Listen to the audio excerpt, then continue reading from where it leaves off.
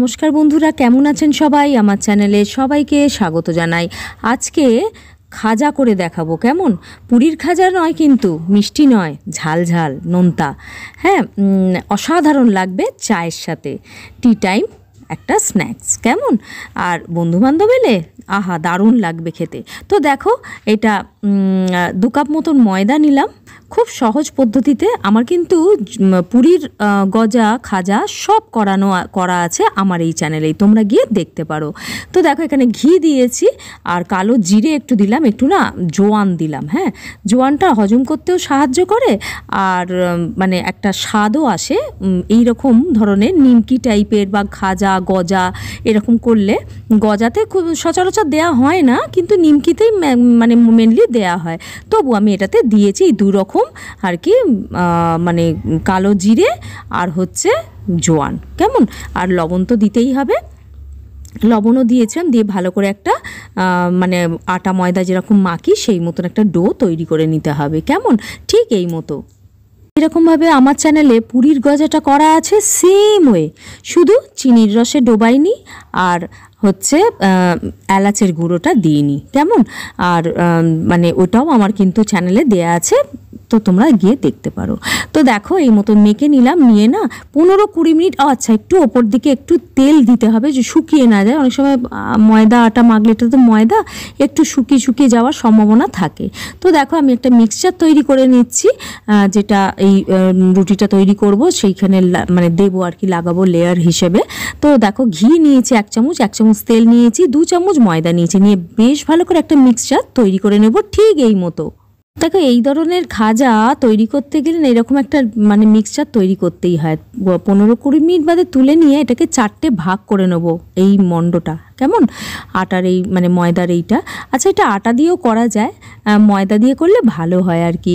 তো দেখো, 4টে টুকরো করে নিলাম। নিয়ে ভালো করে হাতে করে না নিয়ে গোল গোল, যেরকম আমরা আটা ময়দা মাখি আর কি, লেচি গোল করে নিই, সেরকমভাবে করেই নেব। আর এটাকে করে নিচ্ছি এই কারণে, আমরা 4টে মানে রুটির মতন বেলবো আর কি, পরপর দেব। হ্যাঁ, ওই জন্য তো সমান ভাগে ভাগ করে নিলাম, তাহলে বেলাটাও সমান হবে। আর মানে যখন আমি যে জিনিস প্রিপারেশনটা তৈরি করছি, যেটা তৈরি করব, সেটাও ভালো খুব সুন্দরভাবে তৈরি হবে। তো দেখো, এই মতন হাতে খুব ভালো করে আটা ময়দা যেরকম লেচি আমরা হাতে পাকিয়ে নিই সেই মতন করে নিলাম। নিয়ে না সব কটা একটু শুকিয়ে যাবে ভীষণভাবে, তো আলাদাভাবে রাখলাম। আর এই দেখো, এখানে স্প্রিঙ্কল করে দিচ্ছি একটু ময়দাই নিয়েছি, আটাও নিতে পারো, তাতে কোনো অসুবিধা নেই। কেমন? তো দেখো, এখানে বেলে নিতে হবে, পাতলা করে বেলতে হবে। যত পাতলা করে বেলতে পারো ততটাই এই খাজার লেয়ারটা তত ভালো হবে আর কি। তো দেখো, মিক্সচারটা তৈরি করেছিলাম না, বেলার পর এর ওপরে ভালো করে মাখিয়ে দিতে হবে একটা ব্রাশের সাহায্যে, বা হাত দিয়েও মাখাতে পারো, কোনো অসুবিধা নেই। হ্যাঁ, এরমভাবে মাখিয়ে নিতে হবে, এটার কিন্তু প্রসেস। আচ্ছা, ঘিটা দিয়েছি। আচ্ছা, এখানে আগে বলে রাখি যে দেখো, এখানে না আমি একটু কর্নফ্লোর এখানে স্প্রিঙ্কল করে দিলাম। তোমরা যদি কর্নফ্লাওয়ার না থাকে ময়দাও দিতে পারো, তাতে অসুবিধা নিয়ে একটা করে লেয়ার এর ওপরে এরমভাবে বসিয়ে দিতে হবে। 4টে লেয়ার বললাম করেছি। তো দেখো, এরম মতন একটু না মানে এটা ময়দা তো একটু গুটিয়ে যেতে পারে, হাত দিয়ে একটু টেনে সমান করে নেবে, তাতে কোনো অসুবিধা নেই। কেমন? দিয়ে ব্যাস এরকমভাবে লম্বা করে একটা রাউন্ড ভাবে পুরো রোল করে নিতে হবে ঠিক এই মতো। দেখো, এখানে না ঘিয়ের বদলে তেলও দেয়া যায়, কিন্তু ঘিটা দিলে কি হয়, খুব মুচমুচে হবে আর খেতেও ভীষণ স্বাদ হবে। এটাকে আমি হাতে করে একটুখানি জাস্ট একটু লম্বা করার চেষ্টা করলাম, একটু মোটাই হয়েছে আমার। হ্যাঁ, আমি চাইছিলাম একটু বড় করব, এই জন্য।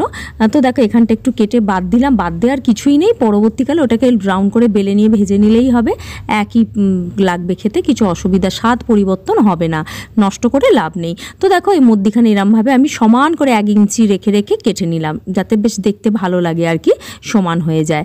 তো দেখো, এরকম একটা লেয়ারের মতন এসেই যাবে। কেমন? তো এই মতন বেলে নিতে হবে। দেখো, প্রথমটা না আমি তোমাদের দেখাচ্ছি, তোমরা যদি রাউন্ড শেপে, ওভাল শেপে করতে চাও তো এই মতন একটু বেলে নিতে পারো। হ্যাঁ, মানে মধ্যিখানে এরকমভাবে বেলে নিয়ে এইভাবেও করতে পারো, ভাজতে পারো, সেটা একটু অন্যরকম হবে।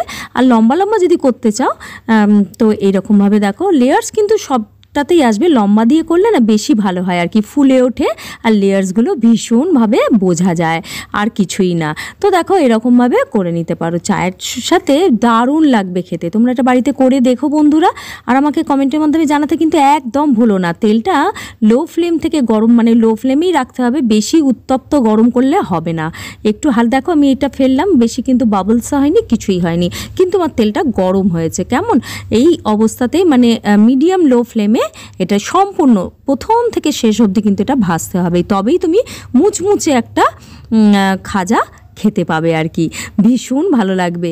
দেখো এরকমভাবে আমি, আর যখনই দেখবে হয়ে আসছে মানে নিচের পোর্শনটা খাজার, তখন না আপনা আপনি এটা তেলের ওপর ভেসে উঠবে, ব্যাস। আচ্ছা, আর একটা কথা হচ্ছে, আমি না এই ছোটো কড়াটার মধ্যে 3টে দিয়ে ফেলেছি, এটাই আমার একটু ভুল হয়ে গেছে, যার ফলে না একটার সাথে গায়ে লেগে খুলেও গেছে একটু। তোমরা যেন এই ভুলটা করো না, যেরকম তেল দেবে সেই মতন দুটো একটা করে ভেজে নিতে হবে। আমি এই গোল গোল যেটা করেছিলাম এটাও ভেজে নিলাম। চায়ের সাথে গরম গরম চা আর খেয়ে নাও, এটা ডুবিয়ে অসাধারণ লাগবে। তোমরা আমি যেরমভাবে খেলাম এই মতন খেয়ে দেখো তো একদিন কেমন লাগে। হ্যাঁ, তো বন্ধু বান্ধব ফ্যামিলি প্লিজ প্লিজ এটা শেয়ার করো যদি তোমাদের ভালো লাগে। তাহলে বন্ধুরা আজকের মতন তাহলে এইটুকু থাক, কাল আসছি নতুন কোনো কন্টেন্ট নিয়ে। ভালো থেকো, সুস্থ থেকো। Thank you friends.